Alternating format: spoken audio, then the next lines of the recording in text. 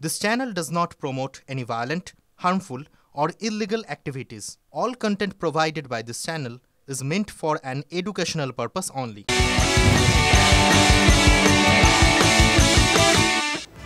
Good morning আরো একবার সকলকে টিভি9 বাংলায় আপনাদের সকলকে স্বাগত। ৮টায় সকাল ৮টা আর এই মুহূর্তের ৮টায় ৮ রিপোর্টার এক্সক্লুসিভ খবর নিয়ে আপনাদের সামনে আমি মঞ্জিরা। এই মুহূর্তে আমরা যে খবরের দিকে নজর রাখবো, যে দিকে নজর রাখবো হাথরাস, কারণ হাথরাসে আমরা দেখেছি হুতাশ।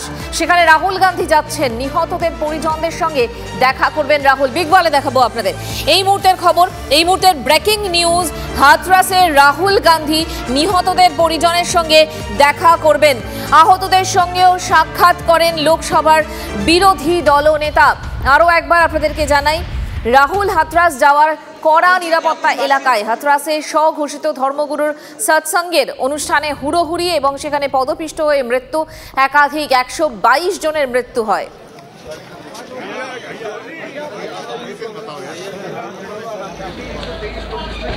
কড়া নিরাপত্তা এবং রাহুল গান্ধী গিয়েছেন হাথরাসে।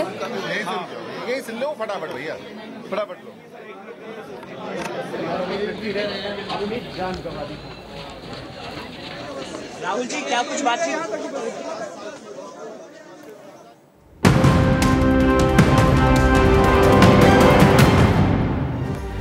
হাথরাসের পর আবারও ফিরে আসবো এ রাজ্যের মুর্শিদাবাদের কথা আপনাদেরকে বলবো, কারণ ফের মুর্শিদাবাদ মেডিকেল কলেজ হাসপাতালে শিশু মৃত্যুর ঘটনা। গত 24 ঘন্টায় 7 শিশুর মৃত্যু হয়েছে বলে এখনো পর্যন্ত খবর মুর্শিদাবাদ মেডিকেল কলেজের এই ঘটনা।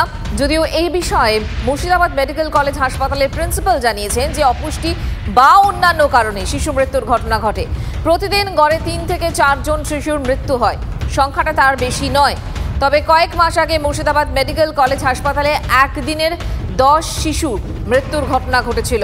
এই মুহূর্তের ছবিটা কি, কেন এতগুলো মৃত্যুর খবর পাচ্ছি আমরা, কি ঠিক ঘটেছে সবটা জানবো। কৌশিক আমাদের সঙ্গে রয়েছেন, আমাদের প্রতিনিধি কৌশিক। দেখো, যে বিষয়টি জানা যাচ্ছে যে শিশু মৃত্যুর কারণ মূলত মনে করা হচ্ছে একদম বাড়িতে অপুষ্টির কারণ এবং দ্বিতীয়ত হচ্ছে হাসপাতালের রোগী পরিষেবা। এই দুই কারণে কিন্তু এই শিশু মৃত্যুর ঘটনা ঘটেছে এবং 7 জন শিশু 24 ঘন্টায় মারা গেছে এবং এই যে 2 জন শিশু পেডিয়াট্রিক ওয়ার্ডে মৃত্যু হয়েছে এবং অন্যদিকে 6 জন মতো মারা গেছে ক্রিটিক্যাল কেয়ার ইউনিটে। অর্থাৎ যে শিশু মৃত্যুর ঘটনা, সেই জায়গায় দাঁড়িয়ে যে রোগী পরিষেবা এবং চিকিৎসক যদি ঠিকঠাক থাকতো এরকম হতো না। এবং শিশু পরিষেবার কথা বলছো, 1 মাস আগেও তো এই ধরনের ঘটনা আমরা দেখেছিলাম, তারপরেও ছবির বদল করা গেল না, এই পরিকাঠামোর বদল করা গেল না। দেখো, পরিকাঠামো বদলের পরিবর্তে কিন্তু সেখানে সংখ্যার কারচুপি করা হচ্ছে, এমনটা কিন্তু পরিবারের পক্ষ থেকে অভিযোগ করা হচ্ছে। সেখানে এসএনসিউ ওয়ার্ডে যে বাচ্চা রাখার ব্যবস্থা থাকে, সেখানে এখনো পর্যন্ত কিন্তু মৃত বাচ্চা রয়েছে। চিকিৎসকের সংখ্যা থাকায় কমে, তারা যে 3-4টি নজর রাখো।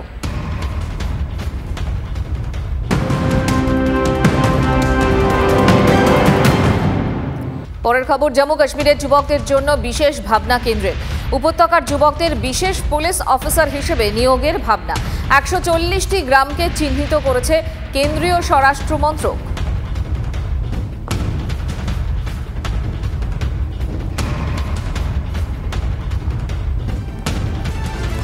মুখ্যমন্ত্রীর ভাইয়ের বিরুদ্ধেই জবরদখলের অভিযোগ জমি।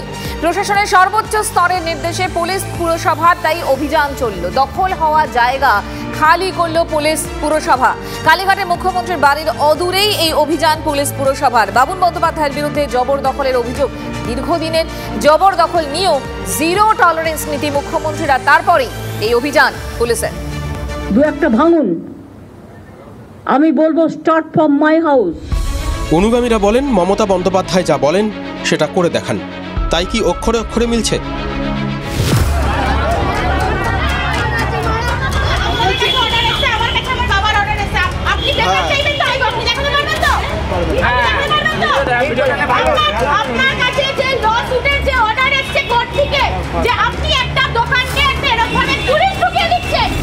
জায়গাটা মুখ্যমন্ত্রীর ভাই বাবুন বন্দ্যোপাধ্যায়।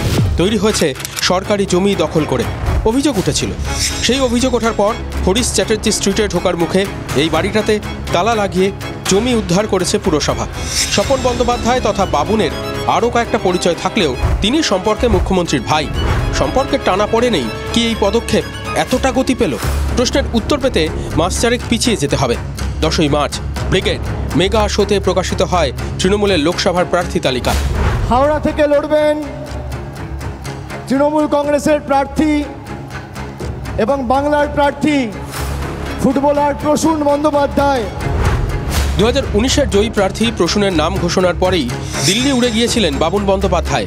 যাওয়ার আগে ফাটিয়েছিলেন বোমা। দেখুন, আমি লোভী না, আমি অভিমানী। হাওড়াবাসীদের কাছে আমার একটা ভালোবাসা, আন্তরিকতা আমি তৈরি করেছি। হাওড়ার মানুষরা আমাকে ভালোবাসে। যে হাওড়ায় এই ক্যান্ডিডেটটাকে না দিয়ে আমি না, অন্য কেউ যদি ক্যান্ডিডেট হতো আমি তাকে দেখি খুশি হতাম।